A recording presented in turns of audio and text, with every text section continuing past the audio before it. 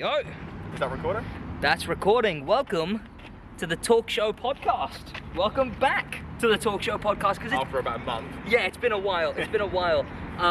So essentially, first, we'll explain this.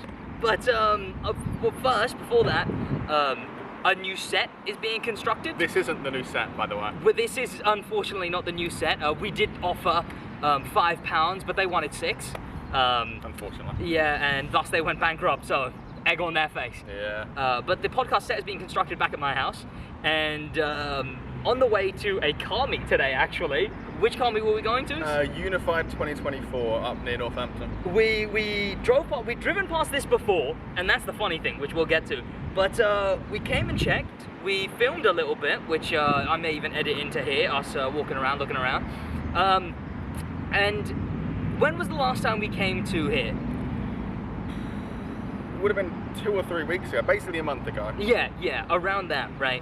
And for the audio listeners, the audio's a bit different because we're outside.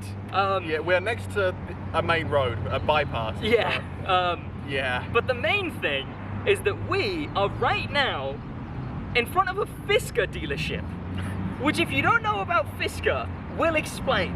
But when we drove past here a month ago, it was full. There was completely full of cars. And I asked you then, do you want to because they'd gone into administration. I think they were about to go into administration. It was announced they were looking for a buyer. Yeah. So I was like, oh, do you want to stop there? We never did. Yeah. And we drove past it today. Yep. And there were no cars. And there was no cars. And the thing is, it's this week. This is the week that they announced administration. Damn you, Marquez Brownlee! So literally all the cars have just been taken off. They're gone. Yeah. It can't be more than. Yeah, it can't have been more than 2-3 days that they've been gone, because yeah, if that, really. Yeah, because the administration was announced the other day, and the thing is they really just up and left. Obviously, a company probably came and took all the cars, but the TVs are still on in there. The employees, lights are on, but no one's home. Yeah, the employees clearly weren't very happy. Well, good on them as well, losing your job like that because the company was completely fledgling and failing. The doors are locked, yes, but yeah, TV's still on, coffee machine's still in there. Everything. It's literally all they've done is taken the cars out. Yeah. The entire rest of the place is just as is. And now presumably I guess what Fisker wish happened to them, but someone else will probably buy this, a different car dealer. It'll be turned either into another dealer or just a private dealer who sell a load of cars. Yeah. We could buy it. I don't think we have the budget for an office on a main road. They're in administration, it can't be that much. Yeah. I mean, how much it goes to auction, doesn't it? Yeah. So, Fisker was a car brand that we actually talked about very recently, as Marquez Brownlee, a prolific tech YouTuber, he made a video on them on his autofocus channel, and people got a big thing about being like, oh, Marquez, you're killing the company. It was already, like, what, crashing in the stock market. Fisker everything they do makes them go bankrupt, so this was just no surprise. This is what I think second or third time now. And the thing is, they just actively made a bad product. Yeah. Like Marquez's video, if you watch it, it's not him being like, Fisker sucked and screw Fisker, screw you Fisker. It's this doesn't work. This doesn't work. It was all software issues, yeah. Which from a new company, I guess makes sense. Which also, thinking about that, what happens to all the people who own a Fisker now? Well, I suppose they have no dealer network. Because when we were looking around, there's garages there for working on the cars, which you mentioned. Who the hell are you going to take them to? You're going to have to take them to a private mechanic now. I imagine an electric car specialist, really. Yeah. Parts availability is going to be non-existent. I was going to say, electric cars aren't exactly yet a big hot thing. Well, most electric car companies will offer first-party repairs and whatever.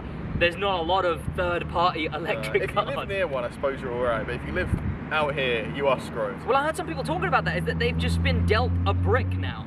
Like, they just have a car that is never going to get any more software updates. If the maps are built in, then that's never going to get updated anymore. It's also going to depreciate like a brick. Yeah, well, there you go. They actually have been just given a brick. The maps are nothing's going to be good for that car anymore, which makes sense. I mean, they're gone, and we can definitely tell that they're gone in the dealership here. But I will say, we got some other topics coming up. I mean, later on, the gaming segment, we'll probably film back at home because... Can't really game here. Yeah, They've left the Xbox in the... True, we could go in, maybe they have...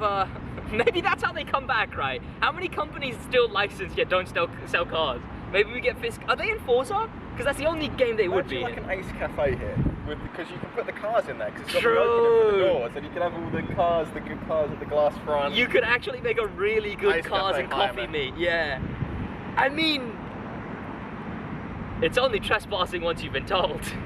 And this is a pretty big parking lot. It's accessible to the public. Yeah, but there is some other topics. We got the gaming segment when we're back at home, because yeah, it's just one camera with 2 batteries.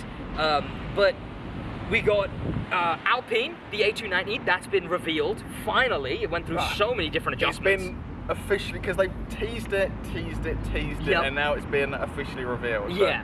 So all they've given us is yeah, it is coming out. Yeah, which, yeah. I mean, I think they... And an official look at the production version. Yeah, not a production concept. version, price... Only given us the price in the base model, and I imagine for good reason. Did they give us the date? Did they give us a date of any kind? Orders in the next few months, deliveries early next year. Okay. And then we also got coming up, well, in the gaming segment, Renault's been doing a bunch of stuff. Test Drive Unlimited. People were playing Test Drive Unlimited while we were gone. And it seems like more marketing stuff's going on there. We're going to talk about the crew, as they announced a bunch of really cool stuff, which was very surprising, like a full map expansion. And in the main segment, we also have a brand new Bugatti, of course, while Fisker is dying out. Brand new Bugatti is a strong choice of words. Well, we'll talk about that. So, God, it is, I will say, it's crazy being, it's a fascinating sight being at this dealership here. I'll cut in the footage of us walking around, audio listeners be damned, but it's... Imagine the most inhumanly uncomfortable chair ever made, and we're sat in them. Yeah, this thing is... Like, you put your arm in the armrest and your wrists feel like when they come off. Yeah, and tell you what, my bowels ain't been doing too good recently, so I'm just in I imagine tatters. there's a toilet in there. Does anyone have a big rock? I mean, There's tons of little ones. Yeah, well, the doors still closed. Selling slate from Fisker dealership, £1 each. Yeah. It's very funny how it's on a roundabout now as well, because everyone will drive past seeing a dead dealership. Yeah. Like it's a corpse. It's like a blockbuster. Was anyone pulling into the Fisker dealership anyway? True. I mean, I don't know if I made it for this episode yet, but we're sat by the customer parking sign. This was probably just as empty before, so we're probably gonna film it here before too, because there wouldn't have been anyone parked here before. The thing is the thing I don't get is how the hell do they have a full dealership with one, because they only made one car, right? Yeah. Which, even before that... I think the plan was to make one car, it sells well, and then leapfrog off that to sell a lot more, but they never did. And I guess they went with the seller, the SUV, well, the seller. But I mean, look at Alpine, right? Alpine came into the market, yes, they had Renault funding them, but they came into the market with a sports car, or like a Grand Tour or whatever, but like a sporty two-door... I think Fisker sold more cars in their first day than Alpine sells in a year. Well, again, even with that, right, now Alpine is expanding to SUVs, sedans, hatchbacks, all of that. They can only afford to do that because they have Renault bankrolling every that's step. the thing, I guess. Is Fisker not owned by anyone? No, not anymore. I guess so. But they did sell one car before that, right? They had the Karma. This weird catfish looking thing. Then they went bankrupt. Then the Karma was reintroduced by the new owners. Yeah. Then they went bankrupt. Then they introduced the Ocean. And then they went bankrupt. The funny thing is the Karma. I learn about that thing, and then just a few days later, I watched this big retrospective video on an old Disney TV show called Lab Rats, and the car is featured in that show. Like, the big inventor guy makes his own car, and it's the Fisker Karma, or whatever it is. Could have been a very good inventor. The weird catfish-looking Maserati. Yeah. Like, it's... No wonder. The thing is, okay, hear me out, right? Say they came back, and instead of the SUV, they did that. They made the Karma, but like a sedan version, like a buyable. They tried the Karma twice. I don't think it's a third time's the charm. I guess so. Well, maybe it'll be Fisker returning buying this dealership, because the rights have to go to someone, right? Money. Well, Alpine came back, right? Who else has come back? MG came back. Yeah, but those have massive companies behind them. Yeah, to bring them back. Some big company would have to. Well, buy that's what I mean, right? Lancia technically exists still, but don't even get me started on that. But yeah, they'd have to have like a bankroll, but they could, right? Say like, who's likely to buy them? No one. I don't think anyone wants them. They have no tech that any other company doesn't have at this point. Because any company, any car company, they already make any of the cars that they could buy Fisker to make. I imagine some company might buy us, like the dealer network. Some company might buy the dealer network and just, I don't know, put voxels in here or something. Well, if there's a company that has zero EV infrastructure, it'd be nice to not start at zero. I mean, how close to zero is Fisker? Not far off the ground, is it really? 0.1. They're at zero now, so I mean... Yeah, I think it's unfortunate, but I guess that is the fate of Fisker. You know, what are you gonna do? But a car company that might meet the same fate, but for now they've got, as you mentioned, Renault bankrolled in them. Alpine revealed the A290, which it'll be up on screen right now. But you go, whoa, the A290, look at that. It doesn't look anything like the concept. No, it's a Renault 5. Yeah. Different colours and different wheels. I will say, it does look a bit more muscly. It looks a bit beefier. It's a wide body Renault 5. Yeah. It's got the Alpine lights. It's got the little cross lights, which are way better than the stuff that they're going to be doing soon. Because there was a teaser that they did, which I might put on screen. Which was utterly shocking. Like, the new lights that they're doing is this one little light strip, and it's got like a little node instead of, it's rubbish. But the new A290 with the cross lights, and it's also, so you mentioned the base price. What is the base price? I don't actually remember. I think £36,000 for the base model. I think it was around that, because I was going to say 35. Yeah, it's 10,000 more than the Renault 5. Oh, is it? So for the base version of the Alpine. Okay. And I imagine it's going to be about £10,000 more for a top spec, top trim version. I mean, it's making me like the Renault 5 Which is more. getting kind of silly, really, for like 40 more horsepower. For a car that'll be £2 in about... The base Renault 5 already has independent suspension. Yeah. Like, it's not, the Alpine doesn't have this gimmicky centre steering like it was advertised to, or concepted to have, and they said they were going to keep. I don't think there's much market for the Alpine A290. Yeah. And when the next car is an electric 4-seater A110 or something. Yeah, so that seems to be their next one, because they announced the final version of the A110. But buy an A110 over whatever they're making. Exactly right. Well, even who was it? Was it Aston Martin? Aston Martin, they've gone, hey fellas, we're not doing EVs anymore. It just doesn't sell. Clearly. I don't get who Alpine intend to sell the A290 to. Because the Renault 5 is going to take all the sort of people who want that shaped car for not a lot of money. And the A290, it's not like it's faster, back right? in the day. Not by well, much. no, I saw someone say it was grossly underpowered. I think it was Muya replied to my tweet. Yeah. And said it was grossly underpowered. It makes less power than... How much... You've got your phone out. Google how much power the A290 makes. I shall do. I think it makes 180 base, 230 for the top trim. But, like, you could just remap a Clio RS and get the same power, the same dimensions, and the same weight. And it would have faster top speed, and I think it's got faster 0 to 60.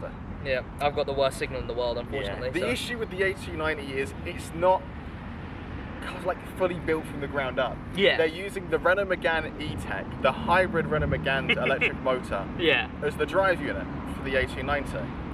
Which doesn't lend itself to top speeds or low-end torque. It's more of just an assist for the petrol engine.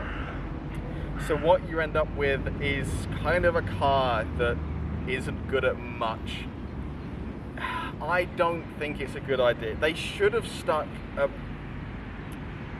Alpine are making a electric A110. If they'd laid it 6 months a year and just stuck the motor from that but detuned it into the A290, it would have been a lot better. It's losing the stuff like the center steering, right? All the stuff that like would have made it unique. I imagine that would have cost too much. Yeah, because they would have had to have uniquely made it. But it could have been a trendsetter. It could have been the car that makes center steering cars now. Because it's these guys are the trend of going bankrupt. Yeah, unfortunately. But we'll have to see what the new A110 looks like. Because then they're also doing a 5-seater, right? Yeah, apparently. They're doing an SUV, a 4 or 5-seater A110, and then an electric normal crossover as well. Yeah, they're doing a bunch of nonsense, which I will say it's going to be rough when that actually comes to fruition, if it does flop as it might do. We're going to have to see with the A290, because I generally think the A290 is going to be a sales disaster. Because I mean, I keep thinking, and I'm like, I think I mentioned right at the beginning of the segment, I was like, this makes me like the Renault 5 more. Yeah. Because the Renault 5 is what, a 25 grand car? Yeah. With decent range, a cool, and like... not much less power. Yeah, not much less power. It's got the cool battery on the outside thing. Looks pretty nice. And you can spec it to have a baguette holder. Can't do that in the Alpine. You can't have a baguette holder in the Alpine A290, as far as we know. The base model Renault 5 compared to the base model A290. Look, it's very blue. The wheels are worse. Blue. The stock colour's worse. For 10 grand more, it looks worse in my opinion. Like, I'm sure the wide body's cool, but I don't know if I hate it too much, but I feel like I do get what you mean. Where I think the Renault looks worse, but the Renault looks better. But speaking of looking worse and better, Bugatti just announced this thing on screen over here somewhere. The Bugatti. Now the name is weird because is it not? It's Tourbillon. It's like Tourbillon. T-O-U. It's the name. It's the name of the movement inside a watch that stops it being affected by gravity. Oh. Because that's what the because that's what the it's got the gears that you can see. Because that's what like okay, yeah, I see that. Yeah, okay. But yeah, the Tourbillon, something like that. Imagine a Devo with a Lavoie Noir back. Yep. And it has a natural aspirated I wouldn't even say Devo. I'd say 3 hybrid motors. Yep. I wouldn't even say a Devo. I'd say more like just aggressive Chiron with a Lavoie Noir back. I guess so. Yeah, it is just a Devo. Yeah. What it looks like to me is if the first generation of Dali was told to generate a Bugatti. Yeah. That's what it looks like to me. It looks like an AI generated Bugatti. They've not pushed the boat out of that, really. Yeah, it's like a 300 plus back of a Lavoie Noir. We're lowered. It's like lower and wider, and that's about it. Other than that, it's just the most. You're gonna have our job telling them apart when they're driving past. Look, I know some people really like it. Some people have really liked it. I just think it looks just too generic. Like, think about how much of a jump the Veyron to the EB110 to the Veyron. Oh yeah, and then the Veyron to the Chiron. Yeah, that's what I mean, right? That jump was lovely. The Veyron to Chiron one was the one I was going to talk about. Kind of stopped at the Chiron. Yeah, and then they did like genuinely hundreds of Chirons. And I'm talking about not made. I'm talking about different versions. They did hundreds of different versions of the Chiron. The Profile, the 300 plus, the Super Sports, the Andrew Tate one. My cam's gone for a walk. Yes, there's so many. They just kept doing the Chiron over and over again with different one-off versions. They did the Legacy one, which I actually think is a very cool-looking car. But so many Chirons. The Lavoie Noir, sure. The 110 good. But this one is the Chiron replacement. So this is going to be the Bugatti that they do from now till... How long did the Chiron run for? 10 decades? 10 years, yeah. More than that, I think. think, yeah. Yeah. Good question. Yeah. How do you have the cameras recording? How do you have the cameras recording? It says it in the top right. Hang on, fellas, we're coming to check. Yes, it says recording right there. Okay. Yes. But what's it called?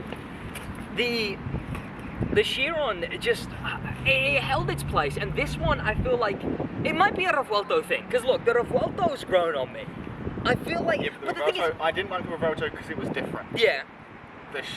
It's a Chiron. Yeah, it's just a Chiron. It's a Chiron with a different engine in it, which I mean, Bear, you're kind of right. Where like the Revuelto was different originally, but obviously different wears off.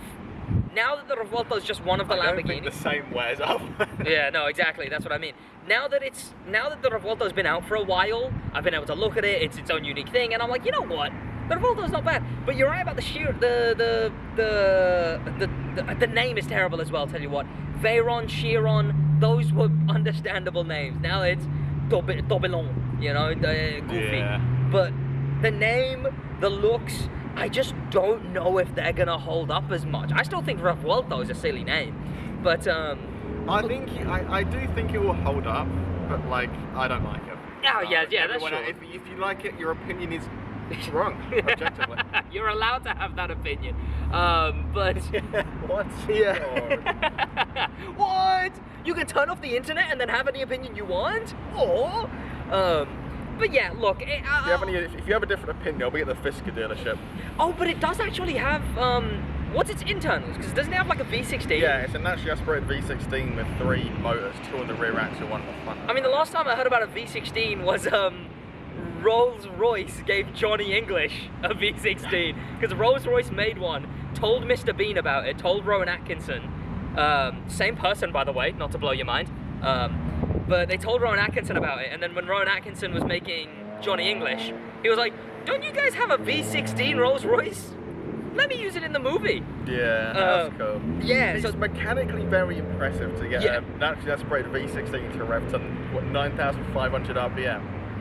Shame the car they've put it in somewhere. But now that's going to be the Bugatti, right? Like, we're going to have a Bugatti for the next decade with a V16. I mean, that's definitely going to make the uniqueness of that run out. We're going to have 8 million versions of the same Bugatti. That's the issue, is that like now we're going to get the Tourbillon properly, but it's just got a blue on it. Yeah, they might paint a Chiron on one and then they'll do a heritage one where it's orange and black. Oh, there you go. Like there's just so many different versions that they're going to do over the next decade. It's like, it's the same way I kind of still feel about the Revolto, where it's like, the Revolto's cool, I like it now, but the Revolto is the Lamborghini now, and this is the Chiron. I think other car companies, like the lower end car companies, have kind of gotten more basic with their design. Yeah. They've gotten more and more basic. I feel like higher end... say that like the Renault 5 exists. Well, to be fair, even that's just pretty round. That's just like a very, very dull in design car, which works. Which works, right? What I'm saying is that the higher end cars, they've gone the opposite way. They've gone fully, like the Revolto is all these... The Hurricane was pretty simplistic. Same with the Aventador. Maybe had like 7 different angles on the car as a whole. The Revolto's got angles left, right, and center. Yeah. And same with this new one. But V16, that's a gimmick. What's the other gimmick about this car? Is that one? The wheel. Tell me about the wheel. Attached to the steering column behind the... So you've got the airbag module thing, and the wheel around it attaches behind that.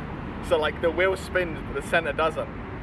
And Josh, this is a revolutionary thing that's never been done before. Only ultra high-end manufacturers like Citroen have put it in their base models before. In their high-end base models, the... Starting at £16,000, the Citroen C4. The Citroen C4 at £16,000 has the exact same technology. So to put it in layman's terms... I think they're the same car, actually. Yeah, no, I'm fairly certain that tracing was involved.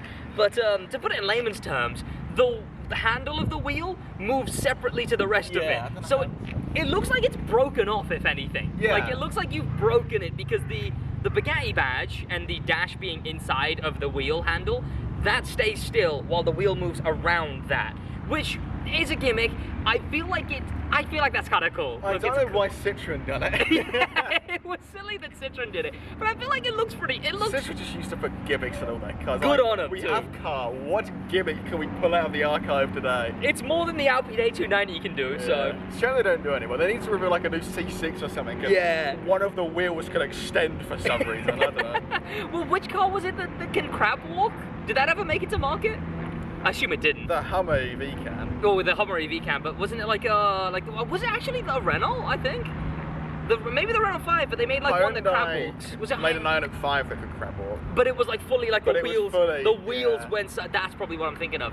But yeah, the Bugatti, I think the wheel's a nice gimmick. It's funny that a Citroen C4 did it first. I imagine older Citroens did that before. I can't imagine they would have pulled that out, all the R&D for that for the C4 of all cars. The times were different. Money could be burned.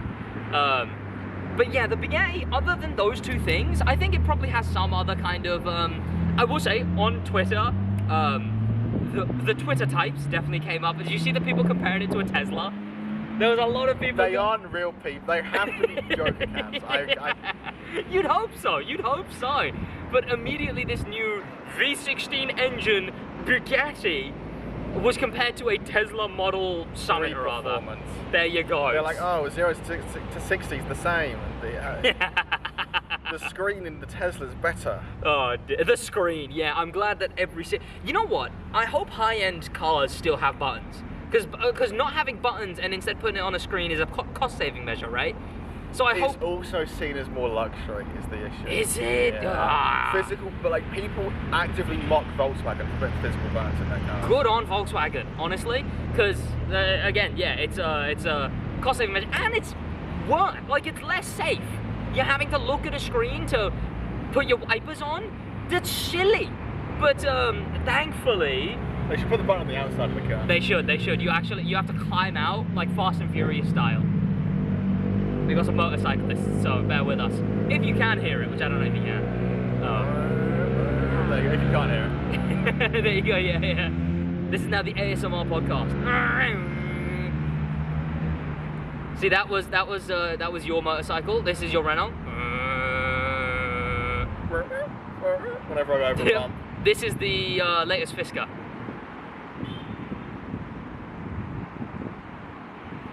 And next in the news, now the thing is, I don't actually know what's happened here, but it is car related, and it's pretty funny. Kim Jong-un and Vladimir Putin went on a... Elon Musk. Basically the same person. Basically, Vladimir Putin, Elon Musk, they went on a road trip. Yeah.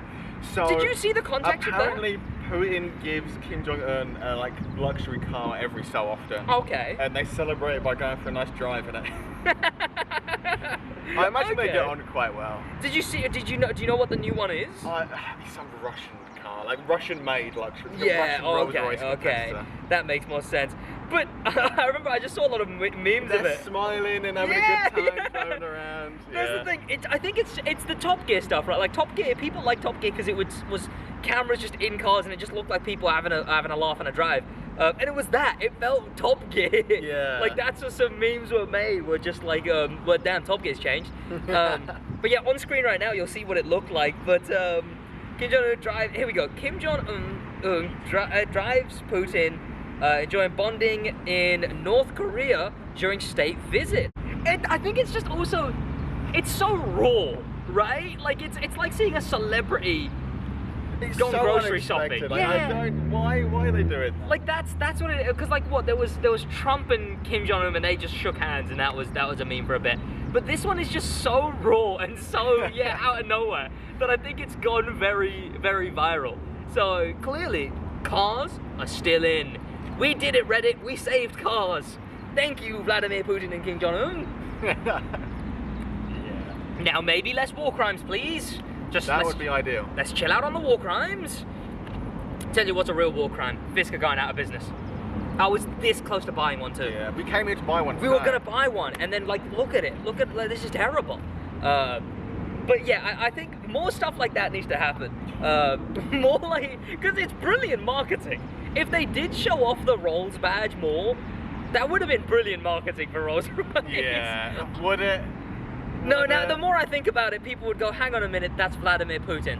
Yeah. That's a fair point. Okay, two celebrities, you got to put them in a car, and it's the best marketing for the car, and it's a laugh.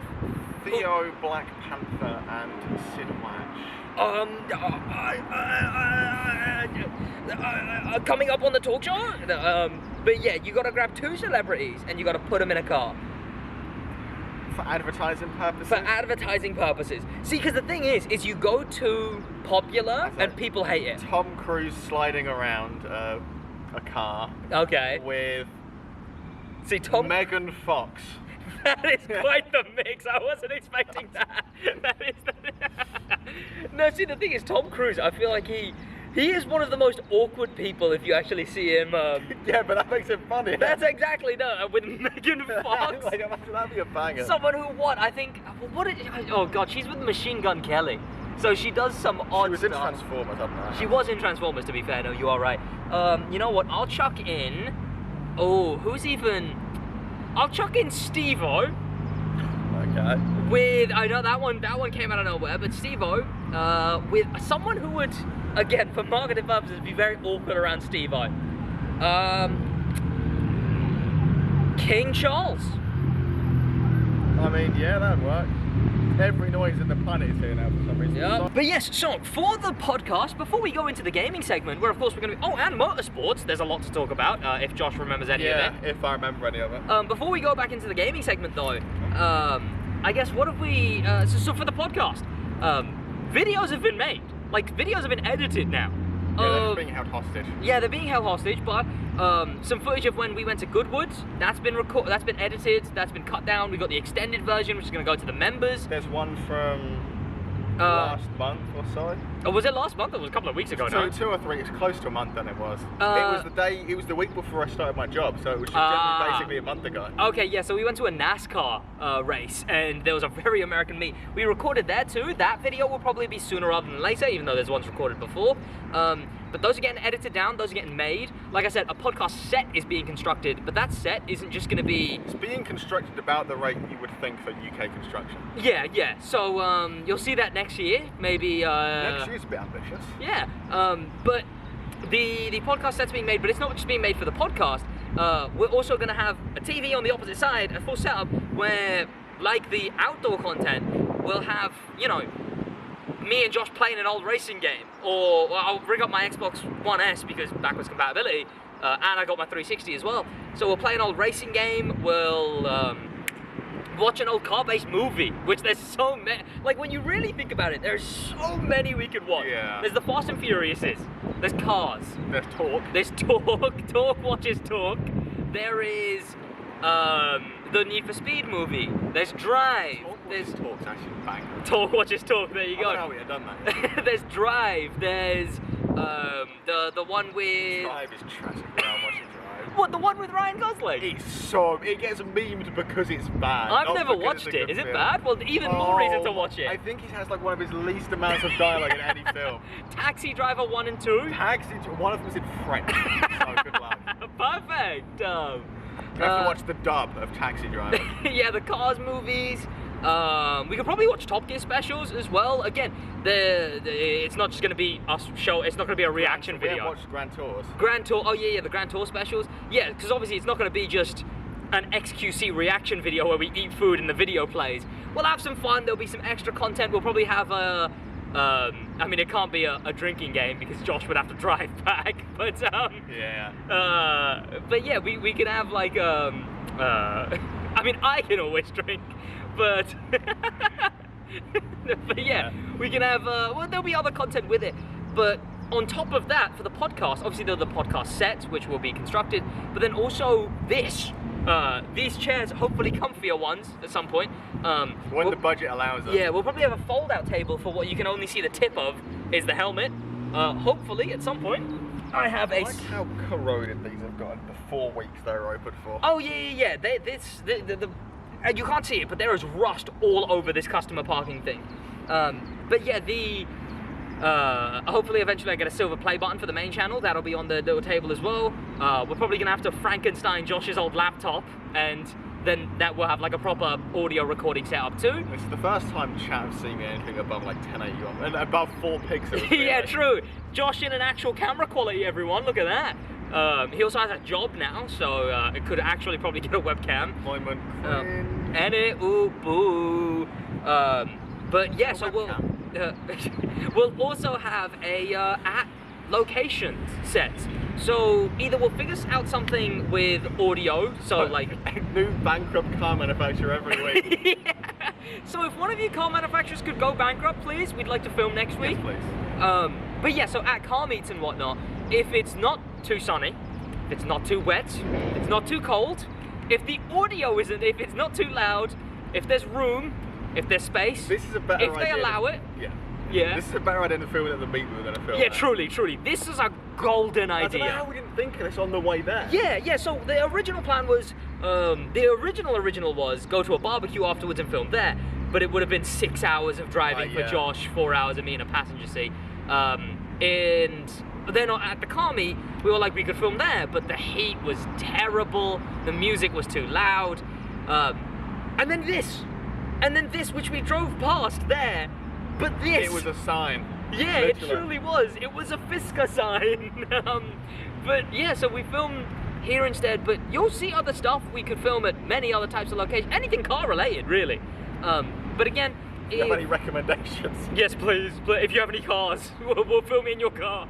But for car meets, we'll hopefully, if we get audio sorted out, where it's not just this, instead it's like a proper noise cancelling, all of that kind of stuff set up, then yeah, I guess the laptop, because I can't plug it into my camera, but if we have a Frankenstein laptop, we can plug it into that and record the audio through that. In fact, also, we can plug my camera into that and record like that. You're gonna need a battery first. Yeah. I mean, like I mentioned, we're gonna have to Frankenstein that camera back to that laptop back to life first. It's got I put an SSD in it and new Windows in it. Okay, there you go. Yeah, so we'll have like a proper setup with probably better audio than this episode has had. Better. See if FI Fine mics. Yeah, exactly. Like that's so the mics that I'll probably get are for like the handheld microphones. Yeah. If we're at car meets, obviously, and I was thinking they probably wouldn't if it was just a regular setup, but if we had a table with a helmet and a silver play button on it, we'll probably have people come up to us as well, and they can give their opinions on the news and whatnot, and we can actually have like an image and stuff. But yeah, there's a lot of plans basically for the podcast. So subscribe; it would be very much appreciated. Hopefully, this whole stunt has put some eyes on this episode, filming a podcast at the Fisker More dealership. More advertising in this episode than Fisker's ever got in his life. True. But yeah, so welcome if you're new to the Talk Show, the Talk Show podcast, and the team at Talk, the team at Talk, the Talk Show, where we do IRL gaming, anything car related. We'll go to car events, we'll go to car shows. We got some car videos that'll be on a separate channel, but extended versions will be on Patreon, and members on this channel. That will estimated release is end of next month. We're shooting for beginning of, so that's why I'm giving estimated end of. Yeah, hopefully I don't have to play video games for a living. Instead, we can actually do some cool car stuff for a living. You're gonna have to keep making those crew videos. But unfortunately, that's gonna have to fund it for now. So subscribe to the main channel too. But yeah. Well, I guess we'll jump over to the gaming segment, I suppose. No more Fisker. No more Fisker. Say goodbye to Fisker, guys. Bye Fisker. Bye Fisker. Over to gaming. We must look clinically inside. So someone drove past, we both waving at a Fisker sign, recording ourselves. Yeah. Bye.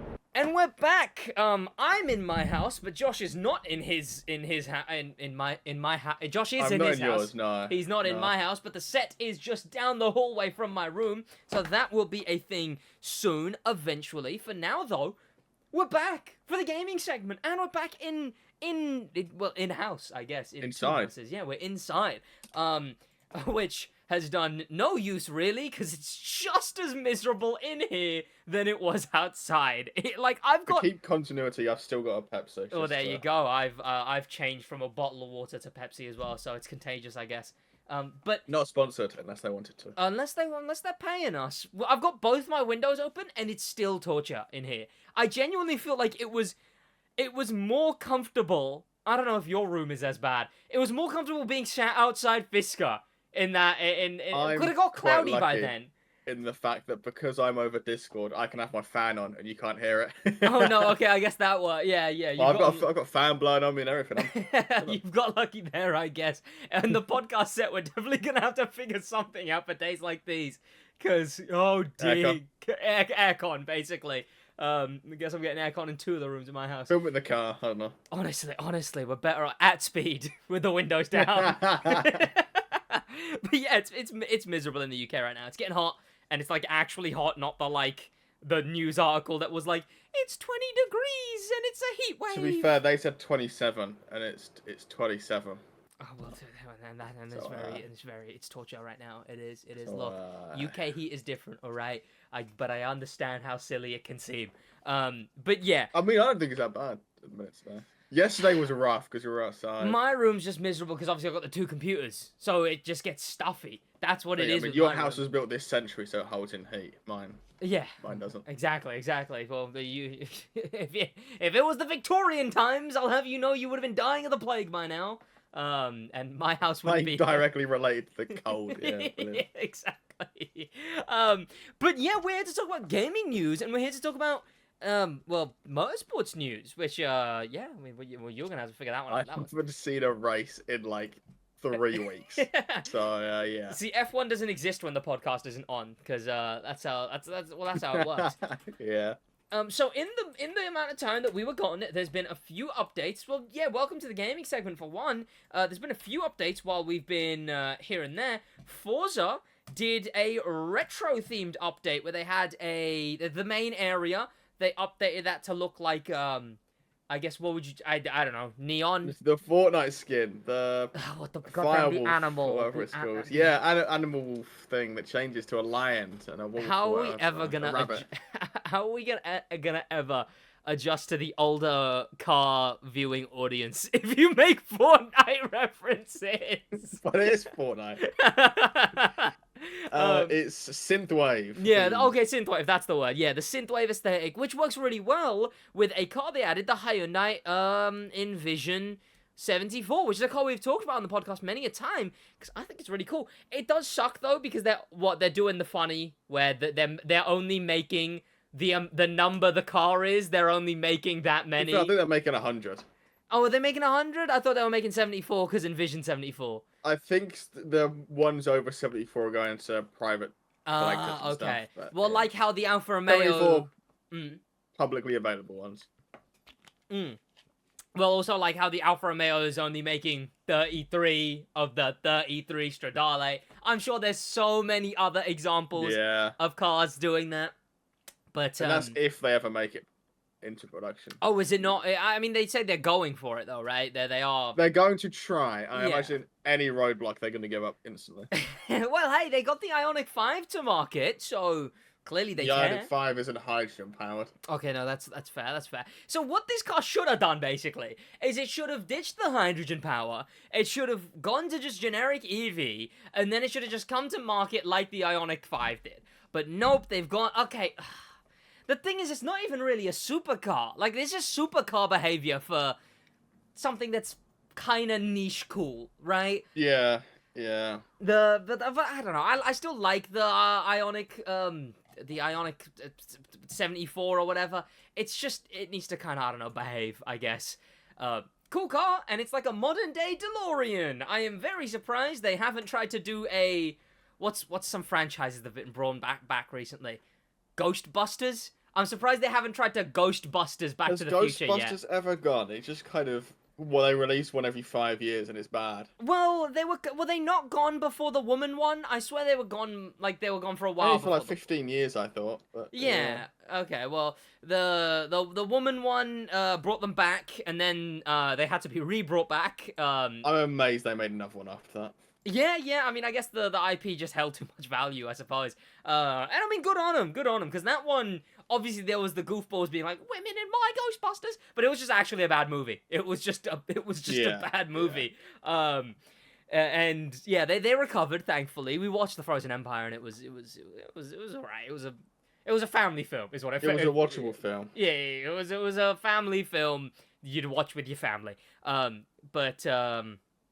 The Top Gun Maverick, or is that too long? When was the last 80s? Back to the Future? Oh, Top Gun Back to the Future. Yeah, Top Gun Maverick's Mid-90s, an 80s movie? Oh, okay, damn. Back to the Future. It was basically a GPZ 900 advertisement. I don't know, it might have been early 90s. But 1985 was the first one.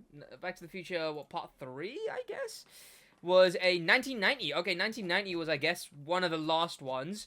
And, yeah, I'm surprised. I'm very surprised that they haven't tried to bring it back, especially now this thing exists, and use it as, like, the new DeLorean, and, because it's got that exact vibe. That would actually be largest domestic box office flop known to man. I mean, look at Top Gun Maverick, right? Look at... Yeah, but that had all the old actors, and it was like, oh, old actors and new actors, cool. Oh, I guess you can't really... I don't think there's many left alive from Back to the Future, I think the older guy, I believe, passed away, and I think I think he might still be, I'm not too sure. And then I believe the younger guy, he just sort of went through a bunch of stuff, just the regular... He's got to be 60s now. Yeah, just aging, just the regular kind of things you get when you're aging, I think. Some kind of degenerative something. Right. Yeah, honestly, I could never relate. We'll be young forever. But yeah, I don't know. Look, it doesn't have to bring them back. I guess it could. Well, otherwise it's going to bomb. True. Otherworldly. I guess. Well, they could do the Jurassic Park, right? Find like 2 niche characters and bring them back. And then you sort it. But I don't know. I think it could work because this thing is such a very reminiscent of a DeLorean. And it's got that, the retro design matches this car. And they did a bunch of other cars like the Lotus, the Lotus E-Spirit, that as well. E-Spirit, yeah, that one, the E-Spirit. The Lotus Esprit, what else did they add?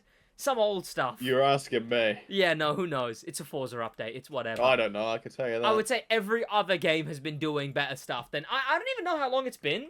But I'm fairly certain. I don't think we would have talked about the Unbound update. And speaking of Unbound updates, what a good update out of nowhere. The Drift and Drag update. Oh, that one. I've played it, yeah. I don't think that was a thing back when we last did the podcast. Yeah, back in our day. Drift and Drag update from Need for Speed Unbound. Now that actually went pretty well. People really liked it. They've updated it as well. They've kept it. I mean, the main thing is they've been keeping up to updating stuff. They will every other week be like, okay, more feedback, please. Okay, more feedback. And then in the gap weeks, they'll just implement the feedback. Like, it's incredibly cool how they're genuinely caring about the game because it's so little people. They actually can care about the game now. Yeah. So But is it gonna save the game? I don't think so. Well, I will say this update was a good step in the right direction. The last update was good in like concept, like them coming back. He still has more players. Oh yeah, well, I mean, it will. But in concept, the last update was a good attempt. What even was the last update? Audis? Look, Audi's nuts being enough. I played Unbound that year. But yeah, the Audi update was a good attempt, but it just sort of missed the mark a little bit for me.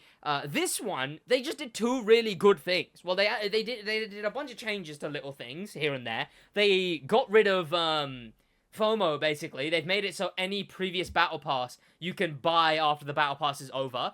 Good decision. Like just genuinely good decision. Then they also did drag. So one like well done event type. The drag's pretty fun. It's like you're glued to lanes and you it was lanes. Like Underground 1 drag. Is that what it is? Because I only played Hot Pursuit, so I don't know. You're better off for it, to be honest. Underground 1 is a game. Hey, people like it. People like it, you know. Yeah, don't go back and play it if you have fond memories of it. I made that mistake. I've never played a worse video game in my life.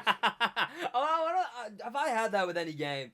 Imagine Unbound, but there's no cars. Oh. Basically no cars. There's like 3 race types. And no open world. Yeah, I think I had that with, very recently. I had that with Assassin's Creed 2. Because obviously I've got fond memories of that. And I've gone back and I'm kind of like... God, I kind of want to just be done with this game. This game's already boring me. I kind of want to look. Ezio's cool and all, but this is the same whatever. And I mean, the drag's the stuff that got me to quit Unbound. Like I was playing for a playthrough. I'd done the street races. I was doing the drift. I was like, this is cool. Yeah. And then I got to the drag section. Was like Unbound or Underground. Yeah, Underground. Okay. Yeah. Well, I understand. I just they improved it. Put the console away. so they improved it though. It's pretty fun. I got some good clips out of it. There's this one where I brake checked a guy, which was really funny. Just going at high speed. I was way faster than him he was in like a Mustang. I was in a Civic, like made to be like a junker build. And I brake checked him and it was very hilarious. And then there's a drift update, which again, so the way they did it was there was one well done game mode, and then one feature they added, which basically added content to every car in the game. They added drift tires, which you can put on every car in the game, meaning every single vehicle can be turned into a drift build. So that actively such a good decision. Then they added drift events specifically as well, and a drift like UI and all of that stuff. It separates, into a different spec, which honestly is something I want in the crew.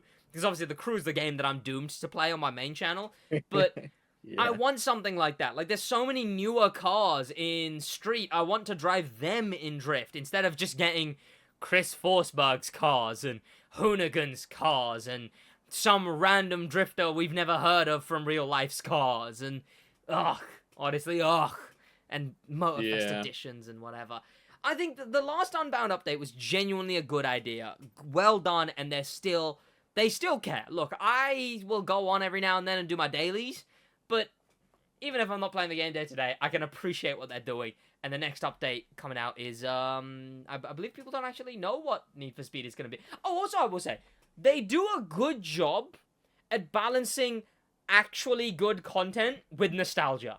Like, it's not just nostalgia, and it can't just be good content because no one will care. So they've done a really good mix of being like, look, it's the thing you like. Look, the thing you like. Look. Yeah. Mixed with, oh, here's like just actually something good. The next one is Hot Pursuit. So police, I guess. So it falls off massively. Okay. Hot Pursuit was a lovely game. So expect 2 police cars and then like a pretty good game mode.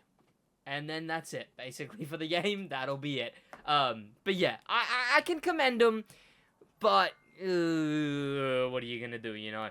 Next is something that I think you probably have a few opinions on. I do. Test Drive Unlimited. I don't actually have any opinions on it because I couldn't play it. well, whose fault was that? Not mine. I can't download it any quicker. Well, okay, no, that's a fair point. Your Wi-Fi is just bad. So, Test Drive Unlimited Solar Crown finally woke up. They finally got out of bed. They've gone woke. They've gone woke. Oh my god! Next thing you know, they'll put people of color in my video game. Grr. But Test Drive Unlimited, I actually realized they have a video game they're making. They did marketing. They did a trailer, I think. They started releasing stuff. They currently did a drive with Yanamize does like a drive across UK and Europe, I think. And so a content creator was invited to that, Alex7. He went over to that, drove an Audi. I think he drove an Audi with, he was passenger in an Audi with some test drive stickers on it. That's a good thing to do. I guess it's fun. It's a cool idea. They've barely been marketing it, but I mean, it's a cool idea if they actually... It's just on brand, isn't it? Do something cool, but they don't market it. Yeah, I was going to say, if they told anyone about it, because it's kind of just been Alex putting pictures, and even I'm kind of like, okay, what is going on? Because I don't even know. But, yeah, it's cool. But they did, out of nowhere, something no one really expected, a beta. Or not a beta, sorry. An early demo. And this was covered in, this is not the final product. The game is, of course, September, right? So, what, 2 months? No, yeah. September, August? The month after? Maybe? August, September?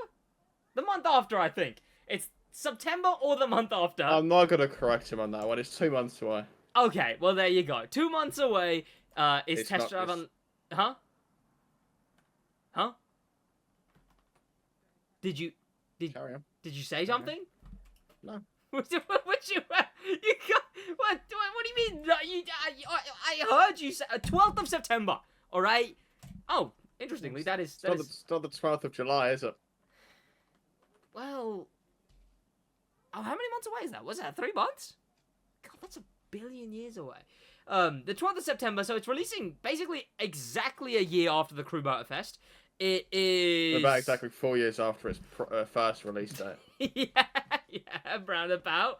So it's finally got a release date, but this early demo happened. And first, I'ma talk about it. Gameplay. I mean, you're the only one with first-hand experience with it, so I think you're more than qualified. The driving was really nice. The cars, very nice. The physics, well done. The map, one of the best in racing games, because it's actually got like a dense city. Well, it's a city. It's a real-world city, which has really dense cityscapes. It's got like the open road, squiggly line roads, and a bunch of really nice roads to drive on, and it's a really good exploration game. It's the indicator stuff is nice for the people who use it. Me, I like driving around with the indicators and properly driving and whatnot. It's fun. I enjoyed it. It would have been nicer if I could have enjoyed it in more than 3 frames a second. Because that's about what the game ran at for everyone. On the highest end of hardware, people were struggling to run this game. And that's rough. I mean, I'd say optimized on a ham sandwich, but I don't think it was optimized at all, to be honest. But, what did you... So, from just what you saw, I guess, what did you think of the game? Well, I'm not buying it. Well, if you were to give your third-party opinion on the game, what would you... Car list is shocking. The car customization is, well, I can't call it bad because it's non-existent. So, okay, yeah, it does have... It does have the smallest car list barring Unbound. Well, no, Unbound is the second smallest. It does have the smallest car list. It does have the least customization of any current racing game. You can change your wheels. That's about it. You can change rims, tint, and interior color. So that's some next level stuff. That is actually insane. I don't know. I might have to change my opinion. But, you know, the Test Drive Unlimited DNA, it's not in the DNA. The Test Drive Unlimited DNA. Is it just undercooked in its DNA? Is that because everything we've seen so far is just... It's almost there, half right? finished. Because the events... I don't think it's almost there. It needs about 3 more years development, but yeah. The events are good. Like, the races are good. The music's decently done for them. The tracks, like, the actual, like, race layouts, some of the best, because there's so much elevation, because, well, it's a real city. The racing looks fun. Yeah. The map looks good. Yep. It's just nothing of it. The driving was alright, the challenges were good. It's just... There is Pepsi on my monitor. Have you done that? Give me 5 minutes. Oh, well, look, get a load of this guy. Well, good thing I'm the one who has the experience on TDU. Yeah, you know what? I thought it looked pretty good. I thought it looked pretty fun. I liked the driving around in the game. I did a lot of that. I just sort of drove around. The Alpine was nice. The cars feel different. The wheel rotation animations, non-existent, so that sucked. That was painful. The immersion, there was no pedestrians, so that sucked. There was, I don't know. It was just kind of, it's. I thought it was really good, but I can see why you would think it was really, really bad. There was a lot of places where it was lacking, but there was a lot of... And then I said to Josh, where's that £100 you owe me? And then that was that, really, listeners. Welcome back, Josh. You joined back just in time. Oh my god. It is everywhere. Well, better spilling it there than in a podcast studio, you know, so... you win that some. Stu's not my house. So you win some, you lose some. But Test Drive Unlimited have done that. What was I on about before I spilled Pepsi everywhere? You were like, the game is bad. The lack of customization for the size of the car list is actually just downright embarrassing, in my opinion. I don't know, and I think the excuse for that is that it's not a test drive thing to have customization? It's not. Customization isn't in test drive's DNA. What if it's not in the DNA? It's not a Venezuelan thing to have a good economy, but I'm sure they'd like one. Well, you know, I don't really get... That's not an argument. That's... It's... Yeah, no, it's pretty fair. It's pretty fair. I mean, budget is also a thing for the car list. So, like, look, it's... That's fair. I imagine that's about $8 gazillion over budget because it's taken them 4 decades to get a playable version of the game now. Yeah. I mean, now my headset's unplugged. This is just... He's falling apart. Get it, fellas. Right. God, there you go. Yeah, I imagine the budget definitely has been struggling. So, you know, what are you going to do about it? But... after the whole test drive, whatever, at the end of the day, it's nice that the game exists, and that's all you can ask for. So, speaking of actually existing, something good for the crew? The Crew Motorfest recently announced not one, but 2 of their next major updates. I forget they did both, yeah. Yeah, so the one coming up is a Lowriders versus Donks update. Season 4, coming out in about a week and a bit, it features cars like the Chevrolet Caprice as a donk, which Hoonigan also famously have a donked Caprice. They have the Buick something as a Regal? maybe the Buick something as a lowrider. GNX probably, I think so. That's the rings a bell. But the Buick GNX. Then we also have a bunch of other cars like the Mustang Dark Horse and the Audi RS6 Avant, 2 in-demand cars. And then one of the really cool things is that they've done a bunch of collaborations, again, some returning collaborations, with a bunch of car customization companies. And I think you know more about some of these than I do, but Liberty Walker's returned. Yanamize... I know nothing about any of these. Well, we'll see, I suppose. So Liberty Walk's returned. There's the Yanamize, which is a British car customization man famous for customizing and wrapping KSI's Lamborghini. And... all I see him getting is just getting slammed on Twitter. Like, apparently just everything he does is bad. Oh, okay. Well, also that, I guess. And then also, he customized an Audi RS6 Avant for this game, which you can tell he's a bit of a one-hit wonder because the customization on the Audi RS6 Avant is just KSI's Lamborghini. Yeah. But on the, the thing, you could have done something cool, but it's just KSI's Lamborghini. Yeah. Which is unfortunate, but we then also have KRC Japan, which I believe is a non-Porsche division of WRB. So it's... WB. Same thing. So, you know, if they want to customize something that isn't a Porsche, so it's still, I don't know, legitimate, I guess, to not ruin the rep of RWB, they'll do it under KRC Japan instead, and they're adding this, Nissan Silvia, one of them. S14, S15? Yeah, that's what the Peugeot, so it's an S14. Yeah, so this thing customized, which is a real, KRC Japan car. Yeah. It's a real car. And then, yeah, well, there you go. So Liberty Walk, Yanamize, KRC Japan, one we actually don't know. Oh, also Hoonigan, because the Hoonigan Caprice is also in the game, the donk. And then one that we actually don't know about, which car it's going to be, is Ring Brothers, which, what the hell do Ring Brothers do? Who are they? I know literally nothing about them, but from the 2 milliseconds of research I did, they make, like, performance, muscle, American stuff. Well, it's actually a bit of a throwback, because we obviously reviewed SEMA nuts in your mouth, like, 2 years ago, and this car... oh, they made that. If I said anything good about them, I'd take it back. So they have this thing, and then, I mean, I've just Googled their name, then they also have this yellow-looking thing, this thing here, that looks pretty nice. No. Wait, what is it? I mean, you're allowed that. What was it? I don't know. So it could be any of these if they are going with a real version, which they have for Hoonigan. They have for... we don't know about what the new Liberty Walk car is going to be. But for Hoonigan and the KRC Japan, those two, they've gone real cars. There's also this, which I think might have at some point been a Ford GT?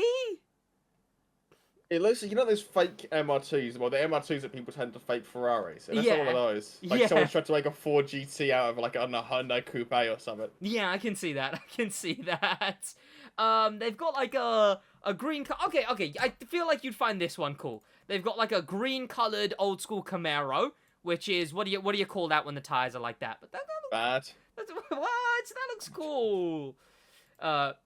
And then they also... like, I get going for green, right? But why go for... or, like, military green? It's just bad. It's, like, just foresty mud.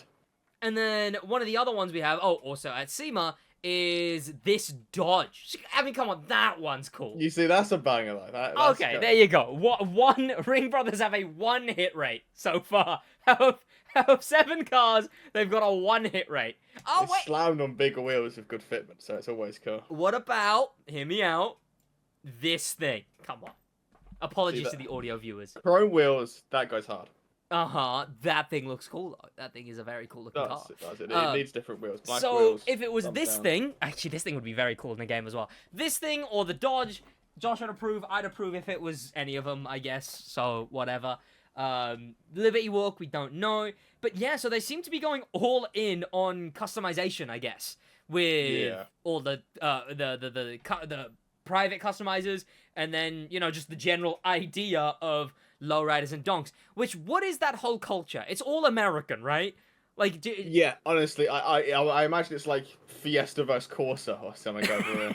Yeah, I guess I can see that. Yeah, but the first to middle school wins. I don't know. Exactly.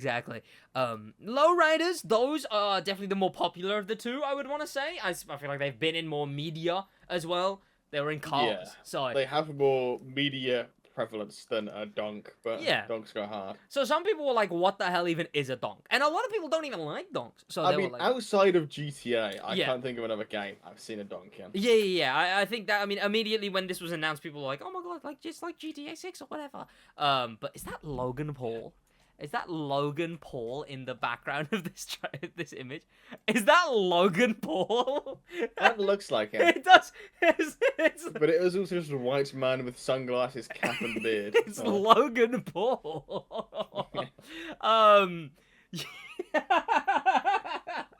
For the audio listeners, it was what Josh said. But yeah, the donks, lowriders, it's cool to see them featured. It's one of the cool. It's repurposing things they've already done into, like, actually, like, hopefully, I guess we'll find out, a good update. But, you know, it's the crew. It's the crew. As cool as it could be. I expect it to be brilliant idea and concept. Execution is about as good as a 4-year-old could do. Well, the issue is that the inherent issues with the game need to be addressed, like the main stage and the PvP getting stale and all of that kind of stuff. Most of the game, then. But one thing I don't think anyone was expecting was the Crew Motorfest. They released this weeks before Ubisoft Forward, which was odd. Because, hang on a minute, you've got the biggest Ubisoft event, you know, held in for announcing new upcoming things, and they already announced the next update. So what the hell are you doing, the Crew? So instead what they did was they doubled back and they announced that in November, they are not only going to be bringing the return of Cops, which the Cops was sort of the first big switch in the Crew 2's trajectory. Yeah. But they're going to be bringing back Cops, like, and this time, actually Cops, because it's, you know, it's blue, it's red and blue lights, and it's actually police cars, and it's whatever. They've called it Chase Squad, which is a bit silly. It's silly, and they've got this. They should have just stuck with Enforcers, because that makes more sense than Chase Squad.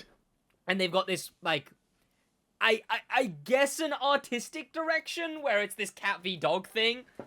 Yeah, I'm gonna hope that's just an artistic direction. That was Ubisoft marketing.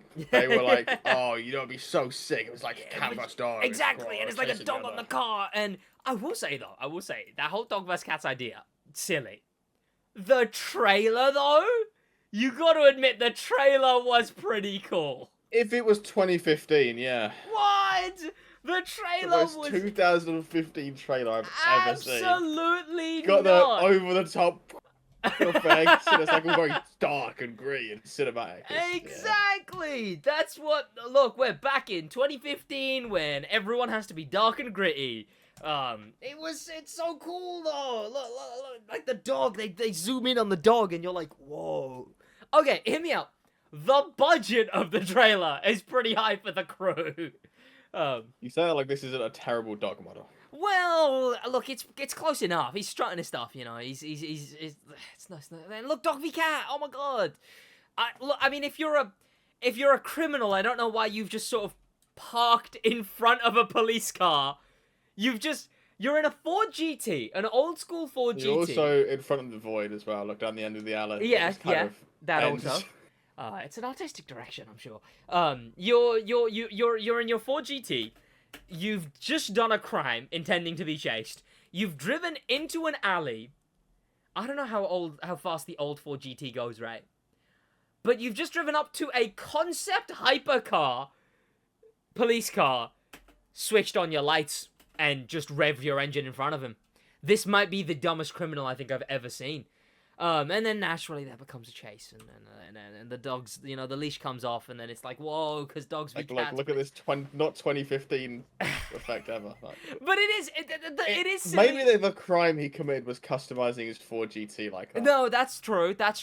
So they have gone with this sort of neon aesthetic, and look, before I hate it, because I do, maybe that was the only way they could actually get licenses to agree, by making it over-the-top fictional, because car brands are run by 70-year-olds who think, getting pulled over for change of a headlight means you can't get any more jobs. Now I'm done with that. I hate it. It would be much better to get actual cops, like just genuine. Look, if you're gonna go gritty, don't go neon gritty. Go like, the Ford GT just ran over my daughter, and now I need revenge. Go like that kind of gritty. Cause that's the kind of gritty they should have gone with. But that is to be released in November, along with a Made in Japan 2 playlist. But much bigger than that is that they announced that the Crew Motorfest will be getting a map expansion featuring not just the little island that they did, the silly little, oh my god, woo, yay, they added, what was it? The Hoonigan Island. Hoonigan Island, that's a whole new island. Which was about the size of like a Tesco parking lot. Yep. Roughly about the size of a Fisker car dealership. But now, instead of that, they have announced they are adding the whole of Maui. The entirety of, essentially, a full game size island. Near identical to the scale of Oahu, the current main game map. And it's not just, it's not just the same assets duplicated. It's actually, like, got new things in it. New environments, new locations, new bridges, new cities, new storm drains, new volcanoes, a cave in the volcano of some sort. Some really big looking cave. There better not be a demo of Royale Zone around that cave. It would be, yeah. Well, I mean, I would hope not, because, like, you could just get someone in the cave and then someone above the cave, and then it's just, well, it's whoever had the most health, because Zone. Or, well, no, because the Zone doesn't even fully close. I can see where they're going to put the Hoonigan 2 expansion. Yeah, exactly. Sort of middle left. Exactly. They got the, whoa, they can put Hoonigan 2. There's also this little Keys area, which is sort of like Keys, like the place in Miami, which they just made up. Nothing to do with real Maui. They just sort of put some islands off the coast of Maui that connect to the mainland. Also, an active volcano. If that's actually active when it comes to release, that'll be pretty sick. So that'll be cool. Because in every shot, every, like, in-game shot from different angles we've seen, the volcano's been spewing white, I guess. But it also features, like, I did a whole breakdown, and I've already forgotten. It featured, like, 3 major cities. It had I'm not gonna try and remember because I'll butcher the names, but they had the big major city. There you go, Kahaluai, and then 2 other, like, Kai or something like that. 2 other cities, and then Volcano, Made in Japan Volume 2. This is all around a good thing.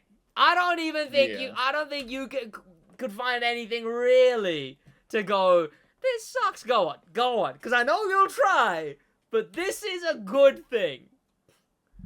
No, go on. The new island, there's Oahu, and then there's Maui. There's no jet sprint.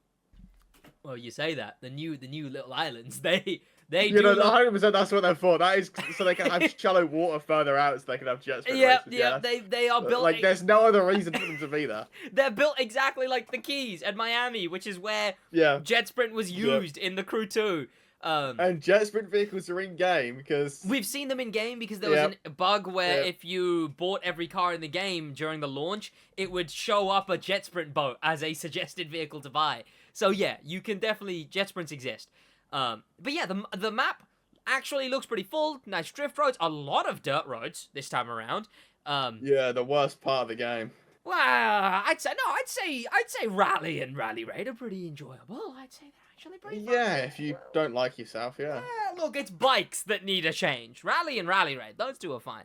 But yeah, it's gonna be fun. That comes out in November though, so guess we're sitting around for nothing. Mark it on your calendar. Yep, we hear more at the Summer Showcase, which is, I think, September. Yeah, September, Summer Showcase, or maybe a bit sooner than that. I'm not too sure. We will see, though. All around good thing. Motorfest is getting that. Need for Speed is getting good, maybe, please, hopefully. And I guess Forza's going retro. But what has gone on in the world of motorsports, Joshua? I have no idea. I've sprung that one on you. I didn't even give you any time to prepare. I was making a funny Maldonado joke in main chat, and you jumped out on me. Well, I mean, I heard someone else won other than Verstappen. I think did a Perez win or did a Perez win? Not Perez. Might as well be fighting at F4 at the minute. I don't know what he's doing all the way down the grid. Did the little McLaren Norris kid? won. Yeah, Norris won. Yeah, there you go. Yeah. I'm sure that was a good day for Quadrant. I'm sure that one. Quadrant stocks up. Norris merch, I guess. It is Norris. Norris is the Quadrant guy. Yes. Yeah. Okay. Good. I've not. I know my F1 lore. See, viewers. McLaren are good now. Mercedes are decent now. Ferrari sometimes know what they're doing. I think in order of teams, it now probably goes McLaren, Red Bull on the same page. Yep. Then Mercedes, then Ferrari at the minute. What happened to... Was it this season or last season where Alonso was really good at the beginning? Last season. Oh, well, what the hell happened to that? Aston Martin can't make the car quicker. Like, everything they do makes it slower somehow. I generally don't know how they're managing it, but yeah, dumping all that money into making things slower is impressive. Someone also got one clip that I saw. Someone was getting absolutely violated by one of the presenters. It was like I'm gonna paraphrase it. The quote was like, "Oh, everyone's always like, oh, if he just got a good car, if he just got a good chance, how many chances can he get that he bottles until we just admit that he's a bad driver?" Something. And that happened recently to Ricardo. Was it Ricardo? What did he do? Yeah. Why is he? Well, I don't know. I just know it's 100% about him because he's terrible at the minute. Oh. Well, yeah, he's. And everyone's He's Red Bull's PR dream, so they love him. Okay. Wait, he races for Red Bull? AlphaTauri. Oh. Well, they're not AlphaTauri anymore, are they? RB Visa Cash App Racing Bulls. Yes. RB Visa Cash App. God, that's gonna. How long till we see those effects on the other teams? How long till one of the other teams does that? Because... Well, I mean, Haas is Haas MoneyGram F1 team or something like that. Are they? Because, yeah, the floodgates are open.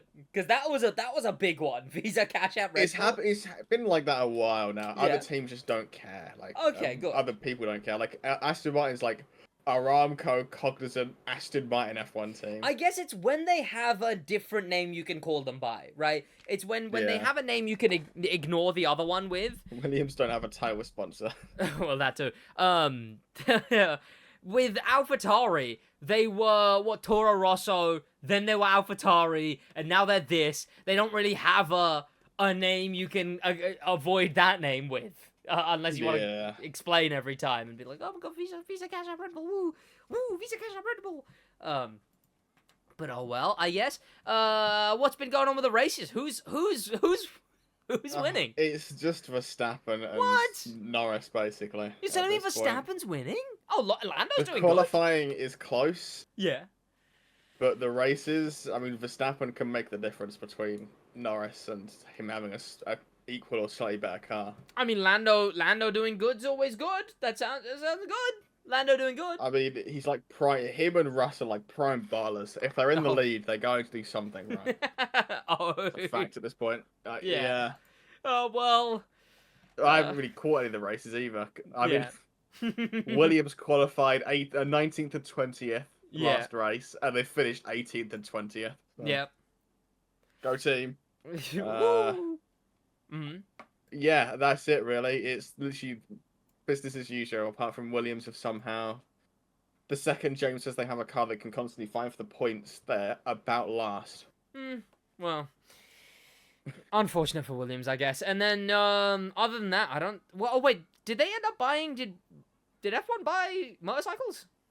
Did they buy the... Liberty Media bought MotoGP. Yep. Yeah. Oh, okay. We did an episode on this. Oh, did we? Oh, well, there you go. That's why you should subscribe, so you remember these. But they don't have any controlling power or change until next year. Okay, so that's probably when we'll see them run at the same time or whatnot.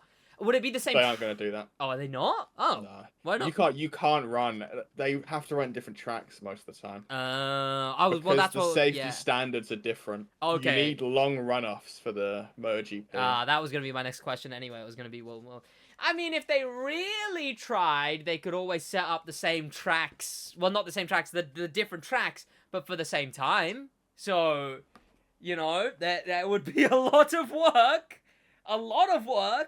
But they could set up the different tracks. That would be a logistical nightmare. Yeah, because you'd always want it to be slightly close. So plus, the time scales are going to be horrendously tight. Because bear in mind, on an F1, I imagine on an F1 weekend where you've got F3 practices, qualifying races, F2 practices, qualifying races, F1 practice, qualifying races, Porsche Cup practice, qualifying races.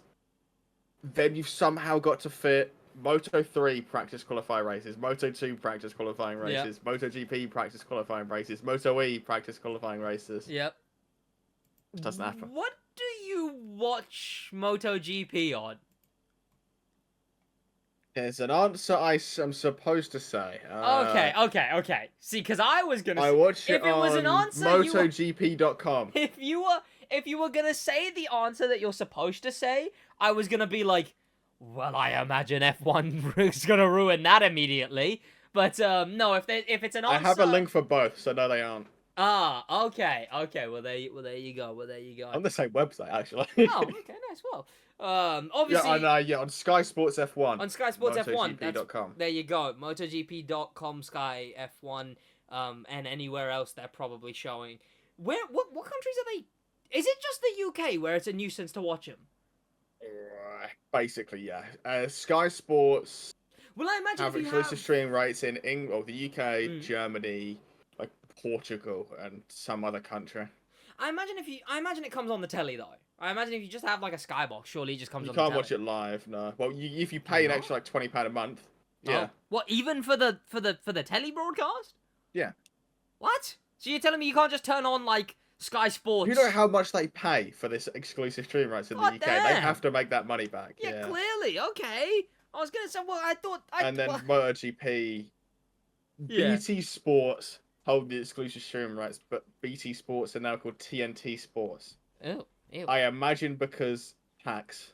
TNT, like the mobile network company? Is that a thing? Is that like an Asda Walmart? Unrelated, I think. Oh, okay. Oh, well, it would make sense. But what sports even do? Like, not boxing still shows on the telly. Like, you can watch it on DAZN. British touring car.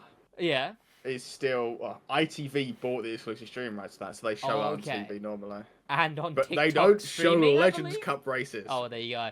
And they don't show. They'll show it on TikTok as well, but only the main races. Okay, yeah. And then where does Rally show? Does that still show on the telly?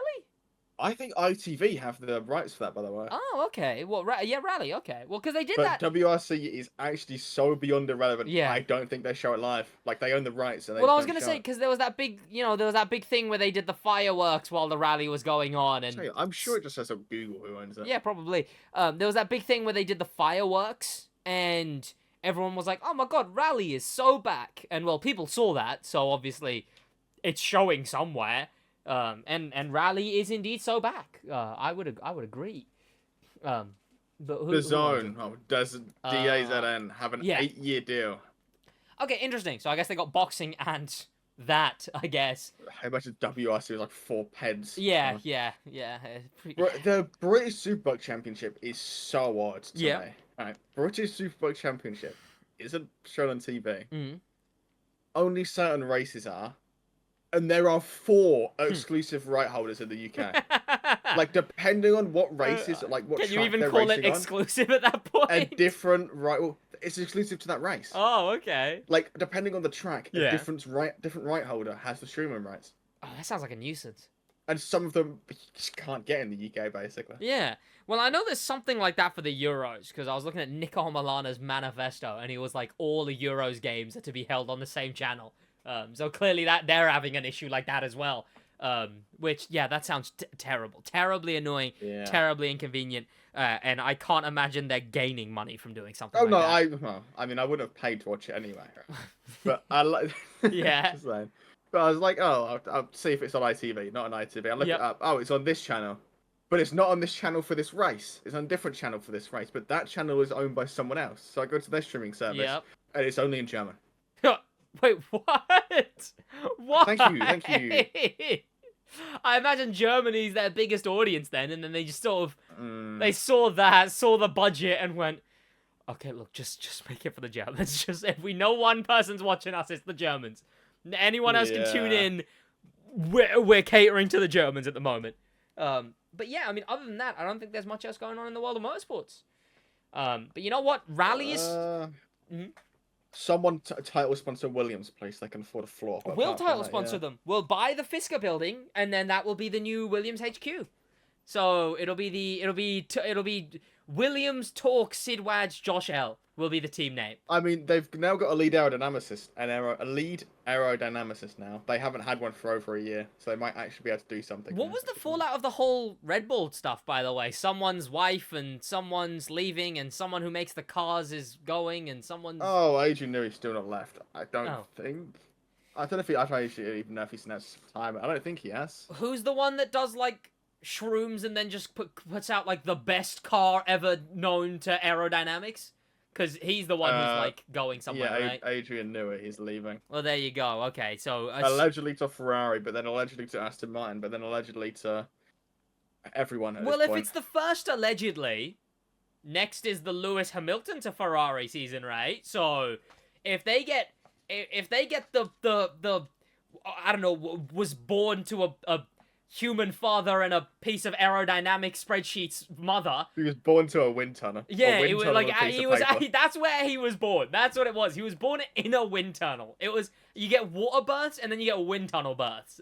It's just the mother just kind of sits there and they have a net on the back end of the wind tunnel. Now that's quite the thought. Now you think on that. I will. That is a picture. Sure, it's a picture to put in your head. Him. And then, you know, Lewis Hamilton to Ferrari for, like, probably one of his later in career seasons with Verstappen still running.